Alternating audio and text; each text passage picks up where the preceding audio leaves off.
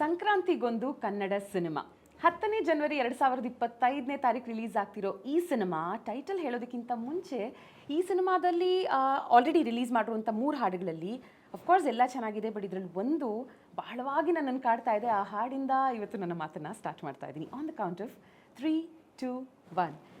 ನೀ ಇರು ಹಾಯಾಗಿ ಕಣ್ಣಾಳತೇಲಿ ಸದಾ, ನಾ ತುಸು ತಿಳಿಗೇಡಿ ಹೇಳೋ ಸಲಿಗೇಲಿ ಸದಾ ಸದಾ,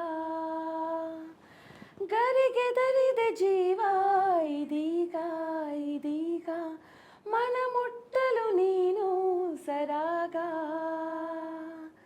ಇನ್ನು ಮುಂದಿನ ಹಾಡಿನ ಸಾಲುಗಳನ್ನು ನೀವು PRK ಆಡಿಯೋದಲ್ಲಿ ಯೂಟ್ಯೂಬಲ್ಲಿ ತಪ್ಪದೇ ನೋಡಲೇಬೇಕು. What a beautiful song. In fact ಈ ಸಿನಿಮಾದ ಪ್ರತಿಯೊಂದೊಂದು ಹಾಡು ಕೇಳಿದಾಗಲೂ ನನಗೆ ಹೀಗೆ ಅನಿಸಿದ್ದು. ಆ್ಯಂಡ್ ಸಿನಿಮಾದ 2 ಟ್ರೈಲರ್ಸ್ ರಿಲೀಸ್ ಆಗಿದೆ. ಆ ಎರಡನ್ನೂ ನೋಡಿದಾಗ after a very long time ಖಂಡಿತ ಕನ್ನಡದಲ್ಲೊಂದು ಪ್ರಾಮಿಸಿಂಗ್ ಸಿನಿಮಾ ಬರ್ತಿದೆ ಅನ್ನೋ ಗ್ಯಾರಂಟಿ ನನಗೆ ಸಿಕ್ತು. ಐ ಆಮ್ ಶ್ಯೂರ್ ನಿಮಗೂ ಸಿಗುತ್ತೆ ಅಂತ. ಆ್ಯಂಡ್ ನಾನು ಮಾತಾಡ್ತಿರೋದು ಅಬೌಟ್ ನಿಮ್ಮ ವಸ್ತುಗಳಿಗೆ ನೀವೇ ಜವಾಬ್ದಾರರು. ಹೆಚ್ಚು ತಡ ಮಾಡದೆ ಇಂಟ್ರೊಡ್ಯೂಸ್ ಮಾಡಿಬಿಡ್ತೀನಿ ಶೋನಲ್ಲಿ ನನ್ನ ಜೊತೆ ಯಾರ್ಯಾರಿದ್ದಾರೆ ಅಂತ. To begin with captain of the ship Keshavamurthy sir, ನಮಸ್ಕಾರ, welcome to the show. Thank you so much. Thank you. And most importantly ನಮ್ಮೆಲ್ಲರ ನೆಚ್ಚಿನ ನಟರಾದಂಥ Dileep Raj sir, thank you so much ಇವತ್ತು ನಿಮ್ಮ ಪ್ರೆಸೆನ್ಸ್ಗೆ and welcome to the show. Thank you. And next comes my dear friend, ನಿಮ್ಮನ್ನು ಅಪೂರ್ವ ಭಾರದ್ವಾಜ್ ಅನ್ಬೇಕಾ ಸುನೈನಾ ಅನ್ಬೇಕಾ? Because I know you by both names. So welcome to the show Apoorva ಅವರೇ. Thank you so much. So ಶೋನ start ಮಾಡ್ತಾ ಒಂದು ವಿಷಯ ನಾನು Dilip Raj sir ಬಗ್ಗೆ ಹೇಳ್ತಾ ಸ್ಟಾರ್ಟ್ ಮಾಡಬೇಕು. Because I want to see if he remembers.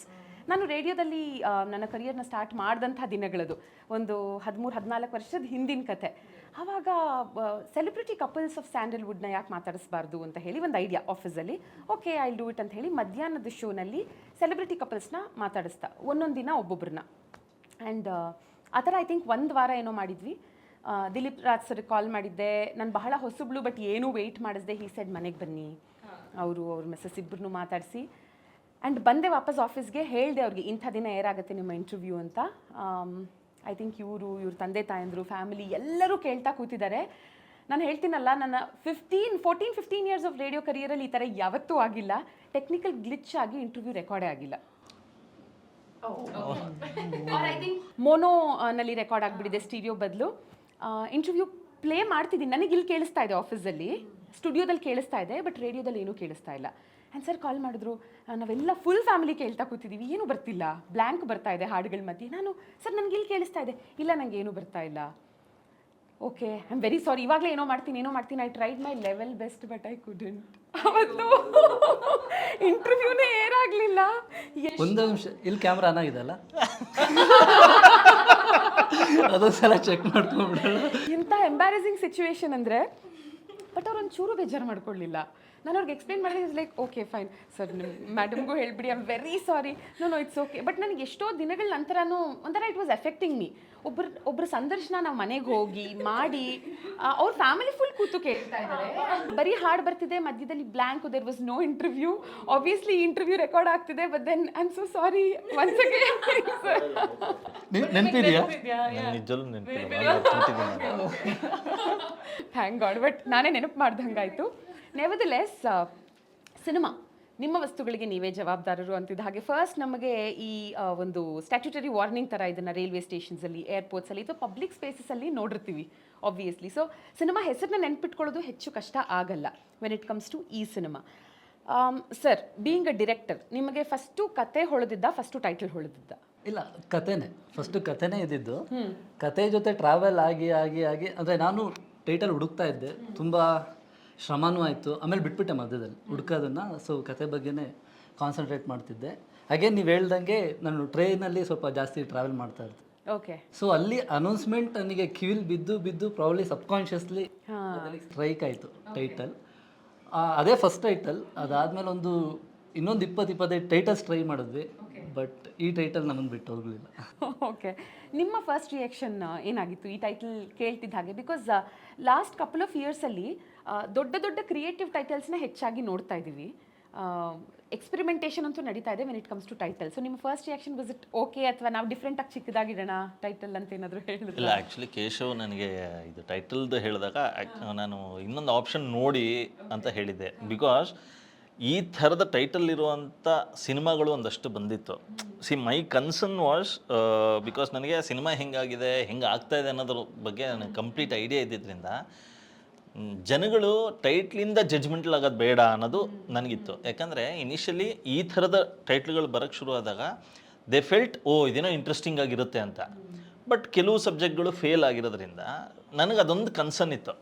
And more than actually frankly speaking ನನಗೆ ಸಿನಿಮಾಗಿಂತ ಹೆಚ್ಚಾಗಿ ಅವ್ರ ಎಫರ್ಟ್ ಬಗ್ಗೆ ತುಂಬ ಕನ್ಸರ್ನ್ ಇತ್ತು ನನಗೆ. ಸೊ ಹಾಗಾಗಿ ನಾನು ಹೇಳಿದ್ದೆ,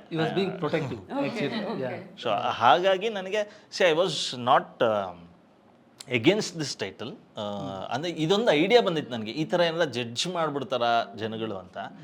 but end of the day ನಾನು ಅದನ್ನೇ ಹೇಳಿದೆ, ಇದು ನನ್ನ ವ್ಯೂ, ಇದು ನನಗೆ ಹಿಂಗೆ ಅನ್ನಿಸ್ತಾ ಇದೆ, ಫೈನಲ್ ಕಾಲ್ ನಿಮ್ಮದು ಅಂತ ಹೇಳಿದ್ಮೇಲೆ ಐ ಥಿಂಕ್ ಅವರು ಸಾಕಷ್ಟು ಅದಾದಮೇಲೆ ಒಂದಷ್ಟು ಟೈಟಲ್ಗಳು ನನಗೂ ಕಳಿಸ್ತಾ ಇದ್ರು, ಇದು ಅದರಲ್ಲೂ ಒಂದೆರಡು ಇದು ಪರವಾಗಿಲ್ಲ ಅನ್ಸುತ್ತೆ ಅಂತ ನಾವು ಎಕ್ಸ್ಚೇಂಜ್ ಮಾಡ್ಕೊಂಡಿದ್ದು ಇದೆ.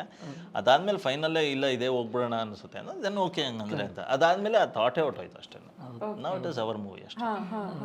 ಒಂದು 2.5 ವರ್ಷಗಳ ಹಿಂದೆ ಪ್ರಾರಂಭವಾಗಿದ್ದು ಈ ಥಾಟ್, ಆ್ಯಂಡ್ ಅಲ್ಲಿಂದ ಸಿನಿಮಾದ ಕಥೆ, ಟೈಟಲ್, ಆ್ಯಂಡ್ ಇವತ್ತು ಫೈನಲಿ ರಿಲೀಸ್ ಹಂತಕ್ಕೆ ಬಂದಿದೆ. ಫಸ್ಟ್ ಟೈಮ್ ನಿಮಗೆ ಕಾಲ್ ಬಂದಾಗ ಫಾರ್ ದಿಸ್ ಮೂವಿ ಎಲ್ಲಿದ್ರಿ? ಡ್ಯೂ ರಿಮೆಂಬರ್ ಎಕ್ಸಾಕ್ಟ್ ಆ ಸಿಚುವೇಶನ್?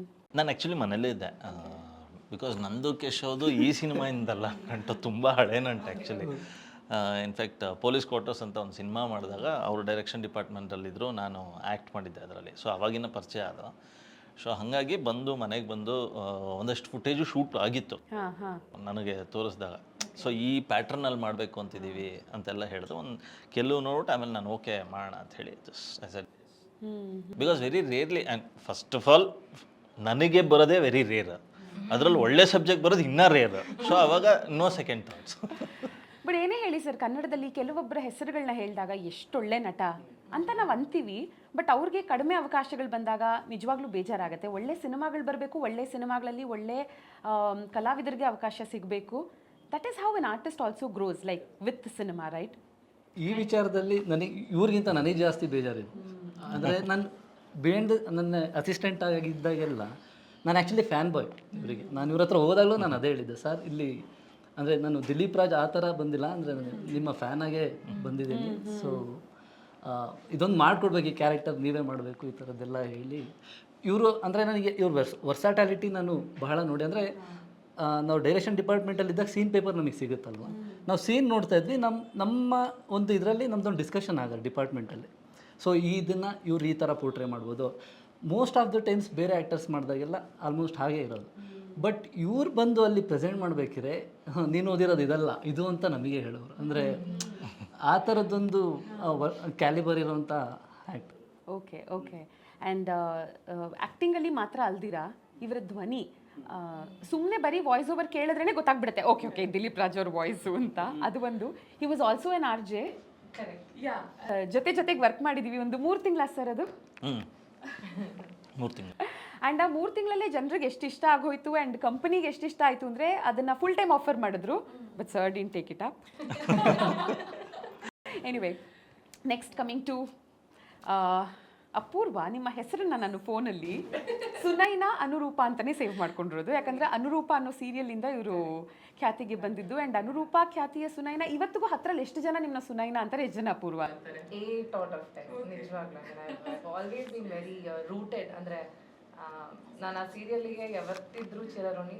ತುಂಬ ಜನ ಆ್ಯಕ್ಚುಲಿ ಐ ಡೋಂಟ್ ನೋ, ಅಂದರೆ ಬಹಳ ಆ್ಯಕ್ಟರ್ಸ್ ನಾನು ನೋಡಿದ್ದೀನಿ, ಅವರ ಸೀರಿಯಲ್ ಜರ್ನಿನ ಅವರು they try to hide it for some reason. ನಂಗೆ ಐ ಡೋಂಟ್ ಅಂಡರ್ಸ್ಟ್ಯಾಂಡ್ ಯಾಕೆ ಅಂತ. ಬಟ್ ನಾನು ಬಂದಿದ್ದೆ ಅಲ್ಲಿಂದ. And I am very proud that Kannada serial ಇಂಡಸ್ಟ್ರಿನಲ್ಲಿ ನಾನು 5 ವರ್ಷ ಕೆಲಸ ಮಾಡಿದೆ. And every serial has been very special. Anuroopa ಅದರಲ್ಲೂ ನಂಗೆ ಸಿಕ್ಕಾಪಟ್ಟೆ ಸ್ಪೆಷಲ್, ಬಿಕಾಸ್ ನನ್ನ ಫಸ್ಟ್ ಅಪಿಯರೆನ್ಸ್ ಟಿವಿನಲ್ಲಿ ಮಾಡಿದ್ದೆ ಅದರಲ್ಲಿ. So okay okay. And Apoorva Bharadwaj ಆಗಿ ಅಫ್ಕೋರ್ಸ್ ಸೀರಿಯಲ್ಸ್ಗಳಲ್ಲಿ ಕಾಣಿಸ್ಕೊಂಡಿರೋದಷ್ಟೇ ಅಲ್ಲದೆ ಸಾಕಷ್ಟು ಸಿನಿಮಾಗಳು ಆ್ಯಂಡ್ ಆಫ್ ಲೇಟ್ ಸಿಕ್ಕಾಪಟ್ಟೆ ಸಿನಿಮಾಗಳು ರಿಲೀಸ್ ಆಗ್ತಿದೆ ನಿಮ್ಮದು. ರೀಸೆಂಟಾಗಿ ಒಂದು ರಿಲೀಸ್ ಆಯಿತು ಜನವರಿ 31 ಅದಕ್ಕೂ ಮುಂಚೆ ಜನವರಿ 10 ನಿಮ್ಮ ವಸ್ತುಗಳಿಗೆ ನೀವೇ ಜವಾಬ್ದಾರರು. Like was it short at different time spans, ಇವಾಗ ಎಲ್ಲದಕ್ಕೂ ಕಾಲ ಕೂಡ ಹಾಗೆ ಭಗವಾನ್ ಜಬ್ ದೇತಾ ಚಪ್ಪಡ್ ಪಾಡ್ಗೆ ದೇತಾ ಲಿಟರಲಿ ದಟ್ ಇಸ್ ಹ್ಯಾಪನಿಂಗ್ ನನಗೆ. I think 24 end ಮತ್ತೆ 25 in beginning has been very good sorted ಅಂತ ಅನಿಸ್ತಿದೆ ನನಗೆ. ಓಕೆ ನೋಡ್ಬೇಕು ಇನ್ಮೇಲೆ ಅಂದ್ರೆ ಅವಾಗ ಅಂದ್ರೆ ಶೂಟ್ ಮಾಡಿರೋ ಎಲ್ಲ ಸಿನಿಮಾಗಳು ಇವಾಗ ರಿಲೀಸ್ ಆಗ್ತಿದೆ ಹೌದು, ಬಟ್ ಇನ್ಮೇಲೆ ಹೇಗೆ ಇಟ್ ಅನ್ಕವರ್ಸ್ ಅನ್ನೋದು I am very curious. It will be all good and I wish you all the very best. But it's sorted ಅಂತ ನೀವೇನು ಹೇಳಿದ್ರಿ, I think film wise also ನಿಮ್ಮ ವಸ್ತುಗಳಿಗೆ ನೀವೇ ಜವಾಬ್ದಾರರು is sorted is what I feel. ಯಾಕಂದರೆ ಸಿನಿಮಾ ಪ್ರೇಮಿಗಳಾಗಿ ಒಂದು ಸಿನಿಮಾದ ಟೀಸರ್ ನೋಡಿದಾಗ, ಟ್ರೈಲರ್ ನೋಡಿದಾಗ ಇವತ್ತಿನ ದಿನ ಜನನೇ ಜಡ್ಜ್ ಮಾಡಿಬಿಡ್ತಾರೆ, ಚೆನ್ನಾಗಿದೆಯಾ ಇಲ್ವಾ, it is really good, okay bad ನೋಡೋಣ. ಓಕೆ, ಸಿನಿಮಾಟೋಗ್ರಫಿಯಿಂದ ಎಲ್ಲದ್ರ ಬಗ್ಗೆನೂ ಕಮೆಂಟ್ ಮಾಡ್ತಾರೆ ಜನ, ಲೈಟಿಂಗ್ ಬಗ್ಗೆ, ಆ್ಯಕ್ಟಿಂಗ್ ಬಗ್ಗೆ. ಆ್ಯಂಡ್ ನಿಮ್ಮ ಸಿನಿಮಾದ 2 ಟ್ರೈಲರ್ಸ್ಗಳು ನಿಜವಾಗ್ಲೂ ಹೇಳ್ತಾ ಇದ್ದೀನಿ ಅತ್ಯದ್ಭುತವಾಗಿದೆ. ಆ್ಯಂಡ್ ಫಸ್ಟ್ ಟ್ರೈಲರಲ್ಲಿ ನನಗೆ ಇಷ್ಟವಾದ ಒಂದು 3 ಸಾಲುಗಳು ಬರ್ಕೊಂಡಿದ್ದೀನಿ. ನೀವೇ ಅಲ್ವಾ ಕೇಶವಮೂರ್ತಿ ಸರ್ನ ಬರೆದಿರೋದು? ಹೌದು. ಓಕೆ, ನಿಮ್ಮ ಮಗ ರೋಗಿ ಆದ್ರೇ ಡಾಕ್ಟರ್ ಮನೇಲಿ ಮಕ್ಕಳು ಆರೋಗ್ಯವಾಗಿರೋದು. ಈ ಪ್ರತಿಯೊಂದೊಂದು ಲೈನ್ಗೂ ಏನಾದರೂ ಒಂದು ಇದಿದೆಯಾ ವೆರಿನ್ ಇಂಥ ಸಿಚುಯೇಷನ್ಲಿ ಇದು ಫ್ಲ್ಯಾಶ್ ಆಗಿದ್ದು that was the trigger point ಅಂತ, ಅಥವಾ ಕ್ಯಾಶುಯಲಿ ಒಂದಕ್ಕೊಂದು? ಬಿಕಾಸ್ ನೆಕ್ಸ್ಟ್ ಒನ್ ಸೇಸ್ ನೀವು ಕ್ರಿಮಿನಲ್ ಆದ್ರೇ ಪೊಲೀಸರಿಗೆ ಸಂಬಳ ಬರೋದು, ಕರೆಕ್ಟ್. ನೀವು ಮನೆ ಕಟ್ಟಲಿಲ್ಲ ಅಂದ್ರೆ ನಿಮ್ಮ ಮನೆ ಓನರ್ ಮನೆ ನಡೆಯೋದು. ಬಟ್ ಹ್ಯಾವಿಂಗ್ ಸೆಡ್ ದಟ್ ನಮ್ಮ ಮಕ್ಕಳು ರೋಗಿ ಆಗಬಾರ್ದು, ನಾವು ಕ್ರಿಮಿನಲ್ ಆಗಬಾರ್ದು, ನಾವು ಮನೆ ಕಟ್ಟಬೇಕು. ಬಟ್ ಸ್ಟಿಲ್ ಈ ಎಲ್ಲ ಲೈನ್ಸ್ ಬಹಳ ರಿಲೇಟಬಲ್ ಅನ್ಸುತ್ತೆ. ಕರೆಕ್ಟ್. ಬಟ್ ಅದೇ ಇದು ಹೇಗೆ ಅಂದರೆ ಹುಟ್ಟಿದಂದರೆ ಇದು ನಮ್ಮ ಟ್ಯಾಗ್ ನೋಡಿದ್ರು ಗೊತ್ತಾಗುತ್ತೆ, we're all bad in someone story ಅಂತ. ಅಂದರೆ ನಾವು ನಮ್ಮ ಬಗ್ಗೆ ಮಾತಾಡಬೇಕಿದ್ರೆ ಲಾಯರ್ಸ್ ಆಗ್ತೀವಿ, ಬಟ್ ಬೇರೆಯವ್ರ ತಪ್ಪ ಬಗ್ಗೆ ಮಾತಾಡಬೇಕಿದ್ರೆ ಜಡ್ಜ್ ಆಗ್ಬಿಡ್ತೀವಿ. ಸೊ ಇದನ್ನು ನಾನು ಅಂದರೆ ಇದು ಕ್ಯಾರೆಕ್ಟರ್ಸ್ ಬರೀಬೇಕಿದ್ರೂ ಕೂಡ ಅವ್ರ ಬಗ್ಗೆ ಏನೂ ಜಡ್ಜ್ಮೆಂಟಲ್ಲಿ ಇಲ್ದಲೇ ನಾನು ಬರೀಬೇಕು, ನಾನು ಅವ್ರನ್ನ ಜಡ್ಜ್ ಮಾಡಬಾರ್ದು ಕ್ಯಾರೆಕ್ಟರ್ಸ್ನ, ಆ ಇದರಲ್ಲೇ ಬರ್ಕೊಂಡೋಗಿದ್ದು. ಸೊ ಈ ಕ್ಯಾರೆಕ್ಟರ್ಗಳು ಕೂಡ ಅವ್ರನ್ನೀಗ ಇದು ಮಾಡ್ಕೊಬೇಕಲ್ಲ, ಪ್ರೊಟೆಕ್ಟ್ ಮಾಡ್ಕೊಬೇಕು, ಅವ್ರು ಏನಾರ ಸಮಜಾಯಿಷಿ ಕೊಡಬೇಕು, ಬಿಕಾಸ್ ದೇ ಆರ್ ಬ್ಯಾಡ್.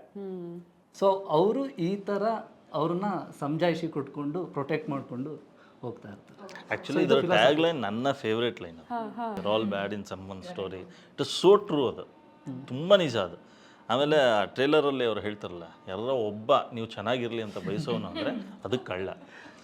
ನೀವು ಕಣ್ ತುಂಬ ನಿದ್ದೆ ಮಾಡಲಿ, ಹಾಂ ಆರಾಮಾಗಿ see heal let you grow, ಬೆಳೀರಿ ಸರ್, ಇನ್ನೊಂದು ಸ್ವಲ್ಪ ಬೆಳೀರಿ ಸರ್ ಅಂತ. ಒಂಥರ ದೇವ್ರಿದ್ದಂಗೆ ಅವನು, ಒಂದು ಪೀಕ್ ಅದನ್ನು ತೊಗೊಂಡು ಮತ್ತೆ ಬೆಳೀರಿ ಸರ್ ಅಂತ.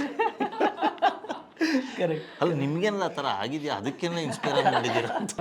ಬಟ್ ನಾನು ಅದನ್ನು ಅಂದರೆ ಈಗ ನಾನೊಂದು ಚಿಕ್ಕದ್ರಲ್ಲಿ ನಾನು ಒಂದು ವಾಚ್ ಕದ್ದಿದ್ದೆ ಒಬ್ರು, ಅಂದರೆ ಚಿಕ್ಕ ಹುಡುಗ ಇದ್ದಾಗ ಸ್ಕೂಲ್ ನೀವೇ actually hero, this is your story. ಹೌದು. ಇದು ಹೇಗೆ ಅಂದರೆ ಕದ್ದಿದ್ದೆ, ಓಕೆನಾ. ಕದ್ದಾದ್ಮೇಲೆ ನನಗೆ 2 ದಿನ ಮಲ್ಗೋದಕ್ಕೆ ಆಗಿಲ್ಲ, ಅಂದರೆ ಅದು ಆ ಫ್ರಸ್ಟ್ರೇಷನ್ ಇತ್ತಲ್ಲ ಒಳಗಡೆ, ಅದು ಭಾಳ ಯಮ ಆತ್ನೆ. ಅದಾದಮೇಲೆ ಸದ್ಯ ನಾನು ಅಂತ ಗೊತ್ತಾಗಿಲ್ಲ ಕದ್ದಿದ್ದು, ಲೀವ್ಡ್ ಆ ಥರ ಆ ವಾಚು ಹೊಡೆದು ಬಿಸಾಕ್ಬಿಟ್ಟೆ, ಎಲ್ಲ ಇನ್ನೇನು ಇದಿರಬಾರ್ದು ಅಂತ. ಬಟ್ ಅದೇ ಥರ ಇನ್ನೊಬ್ಬ ನನ್ನ ಫ್ರೆಂಡ್ ಇದ್ದ, ಅವನ ಹೆಸರು ಹೇಳೋದು ಬೇಡ. ಅವನು ಹೇಗಿದ್ದ ಅಂದರೆ ಅವಾಗಲೇ ಚಿಕ್ಕವನೇ, ನನ್ನ ಏಜ್, ಅಂದರೆ ನಾನಿದು ಹೇಳ್ತಾ ಇರೋದು ಒಂದು ಅರೌಂಡ್ 11-12 ಇಯರ್ಸ್ ಆ ಥರ ಇದ್ದಾಗ. ಅವನು ಈಗ ಚಿಕ್ಕ ಹುಡುಗರು ಪ್ರತಿ ಮದುವೆಗೆ ಹೋದರೆ ಯಾರು ಏನು ಕೇಳಲ್ಲ, ಓಕೆನಾ. ಅವ್ನು ಇದೇ ಥರ ಪ್ರತಿ ಮದುವೆಗೆ ಹೋಗ್ತಿದ್ದ. ಅಲ್ಲಿ ಹೋಗಿ ಮಕ್ಕಳನ್ನೆಲ್ಲ ಮಾತಾಡ್ಸ್ಕೊಂಡು ಅವ್ರದ್ದು ಚಿನ್ನದ ಸರ ಈ ಥರ ನಿಜವಾಗ್ಲೂ ಕದಿಯವನು. ಬೇಡ ಬೇಡ ಅಂದರೆ, ಬಟ್ ಅವನಿಗೆ ಈ ಥರದ್ದು ಒಂದು ಸ್ವಲ್ಪನೂ ಗಿಲ್ಟ್ ಫೀಲ್ ಆಗ್ತಿರ್ಲಿಲ್ಲ.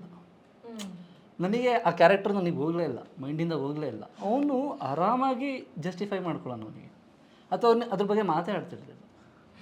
ಸೊ ಅದು ನನಗೆ ಆ ಇಂಪ್ಯಾಕ್ಟ್ ಹೋಗಲಿಲ್ಲ. ನನಗೆ ಯಾಕೆ ಹಿಂಗಾಯಿತು, ಅವನಿಗೆ ಯಾಕೆ ಅದಾಗ್ತಾ ಇಲ್ಲ, ಇದು ಬರ್ತಾ ಪ್ರಾಬ್ಲಿ ಈ ಕತೆಗೆ ಲೀಡ್ ಆಗಿದ್ದು ಅದೇ ಕ್ಯಾರೆಕ್ಟರ್. ಸೊ ಕಳ್ಳದಿಂದ ಕದ್ದಿರ್ಬೋದು ನಾನು. ಈ ಸಿನಿಮಾ ನೋಡಿದ್ಮೇಲೆ ನಮ್ಗೇನಾದರೂ ಕಳ್ಳರದ್ದು ಒಂದು ಸ್ಟೋರಿ ಇರುತ್ತೆ ಅಂತ ಅನ್ಸುತ್ತಾ? ಯಾಕಂದರೆ ಫಸ್ಟ್ ಟ್ರೈಲರಲ್ಲಿ ಅದನ್ನು ಹೇಳಿದ್ದೀರಾ ಕೂಡ ನೀವು, ಸೇಯಿಂಗ್ ಕಳ್ತನ ಮಾಡೋದಷ್ಟೇ ಅಲ್ಲ, ಅದರಲ್ಲಿ ಒಂದು ಭಾಗನ ನಾವು ಒಳ್ಳೇದಕ್ಕಂತ ಬಳಸ್ಕೊಂಡ್ರೆ ಅವ್ನು ರಾಬಿನ್ ಹುಡ್ ಕೂಡ ಆಗಬಹುದು ಅಂತ. ಸಿ ನನಗನ್ಸೋದು every situation will have its own story, depends ನಾವು ಹೆಂಗೆ ಅದನ್ನು ತೊಗೋತೀವಿ ಅಂತ. But end of the day ಕೆಲವು ತಪ್ಪು ಅಂತ ನಾವು ಮಾಡಿದ್ದೀವಿ, ಅದು ತಪ್ಪು ಅಷ್ಟೇ. ನಾವು ಏನೇ ಜಸ್ಟಿಫೈ ಮಾಡ್ಬೋದು, ನಾನು ಇದಕ್ಕೋಸ್ಕರ ಇಲ್ಲ ನಮ್ಮ ತಾಯಿಗೆ ತುಂಬ ಹುಷಾರಿಲ್ಲ, ನಂಗೆ 1000 ರೂಪಾಯಿ ಬೇಕಿತ್ತು ಕದ್ಬಿಟ್ಟೆ ಅಂತ ಹೇಳಿದ್ರೆ ದಟ್ ಈಸ್ ಆಲ್ಸೋ ಇಂಪಾರ್ಟೆಂಟ್, ಇಲ್ಲ ಅಂತ ಹೇಳಲ್ಲ. ಬಟ್ ಆದರೂ ಕದಿಯೋದು ತಪ್ಪು. ಇಟ್ ಇಸ್ ಲೈಕ್ ದ್ಯಾಟ್ ಆ ಥರ. ಎಕ್ಸಾಕ್ಟ್ಲಿ ಕದಿಯೋದು ತಪ್ಪೇ ಅದು. ಬಟ್ ಅವನು ಎಷ್ಟು ಜಸ್ಟಿಫೈ ಮಾಡ್ಕೊತಾನಲ್ಲ ಅದೇ ಅದರಿಂದ ಇರೋ narration, but it is not right. And ಕೆಲವು ಸತಿ ಇಟ್ ಈಸ್ ಆಲ್ಸೋ ಫ್ಯಾನ್ಸಿ. ನನಗೆ ಗೊತ್ತಿರೋರ್ಗು ಒಬ್ರು ಇದ್ದಾರೆ, ನಾನು ಆ್ಯಕ್ಚುಲಿ ನನ್ನ ಹೆಂಡತಿಗೆ ಗೊತ್ತೋದು ಅವ್ರು ಯಾರು ಅಂತ. ಅವರು ಮಾಲ್ಗೆ ಹೋಗಿ ಸೂಪರ್ ಮಾರ್ಕೆಟಿಂದ ಸುಮ್ಮನೆ ಒಂದು ರಬ್ಬರ್ ಬ್ಯಾಂಡ್ ತೊಗೊಂಬಿಟ್ಟು ದೇ ಸೆಲೆಬ್ರೇಟ್ ಹಿಂಗೆ ಅಂತ ಯಾಮಾರಿಸ್ಬಿಟ್ಟು ಬಂದೆ ಅಂತ. It's fun. ಸೊ ಅದನ್ನು ಅವರು ಕಳ್ತನ ಥರ ನೋಡಲ್ಲ, they take it as fun. Correct. ಮಜಾ ಮಾಡಿದೆ ನಾನು ಅಂತ. ನಾನು ಚಾಲು ಥರ, ನಾನು ಸ್ಮಾರ್ಟ್. ಸೊ ಇದನ್ನ ಕಳ್ತನ ಅಂತೀರಾ ಅಥವಾ ಮಜಾ ಅಂತೀರಾ ಏನಂತೀರಾ ಗೊತ್ತಾಗಲ್ಲ. ಈಗ ನಾವು ಹೇಳ್ತೀವಿ ಹಂಗೆಲ್ಲ ತರಬಾರ್ದು, ಮರ್ಯಾದೆ ಇಲ್ವಾ ನಿನಗೆ ಅಂತ ಹೇಳಿ. ಓಕೆ, ಮತ್ತೆ ನೆಕ್ಸ್ಟ್ ಟೈಮ್ ಹೋದಾಗ ಇದೊಂದು ತೊಗೊಂಡ್ಬಿಟ್ಟೆ.